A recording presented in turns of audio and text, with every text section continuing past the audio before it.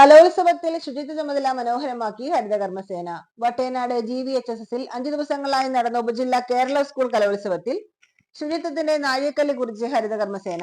മാലിന്യങ്ങളെ വേർതിരിച്ച് ശാസ്ത്രീയമായി നീക്കം ചെയ്ത് വൃത്തിയാക്കലിലെ കല അവതരിപ്പിച്ചാണ് പച്ചയണിഞ്ഞ നായകന്മാർ എല്ലാവരുടെയും ശ്രദ്ധ പിടിച്ചുപറ്റിയത്. പച്ചവസ്ത്രം അണിഞ്ഞ് ഹരിതസേന വൃത്തിയാക്കിയിരുന്നത് മാലിന്യമല്ല, ഒരു ഉത്സവത്തിന്റെ ആത്മാവാണെന്ന് ഹരിതകർമ്മസേന സെക്രട്ടറി M വിലാസിനി വെൽന്യൂസിനോട് പറഞ്ഞു.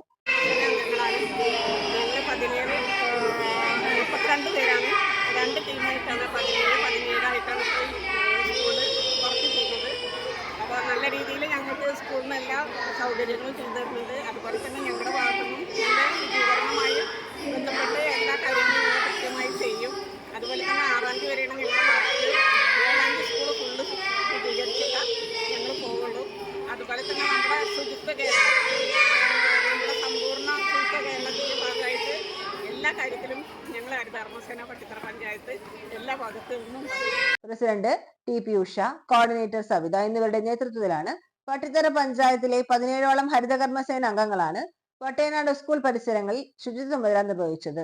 5 ദിവസം രാവിലെ ആദ്യ പരിപാടിയിൽ നിന്ന് വൈകിട്ട് വരെ ശുചിത്വത്തിന്റെ പ്രതിജ്ഞയായി മൈതാനത്ത് ഇവർ തെളിഞ്ഞു നിന്നു. ആദ്യമായി സബ് ജില്ലാ കലോത്സവത്തിന്റെ ശുചിത്വ ചുമതല ഹരിതകർമ്മസേന പ്രവർത്തനങ്ങൾ എല്ലാവരും ശ്രദ്ധിക്കപ്പെട്ടു. സമാപന സമ്മേളനത്തിലെത്തിയ മന്ത്രി MB രാജേഷ് ഹരിതകർമ്മസേനയെ പ്രത്യേകം അഭിനന്ദിക്കുകയും ഗ്രൂപ്പ് ഫോട്ടോയും എടുത്തു.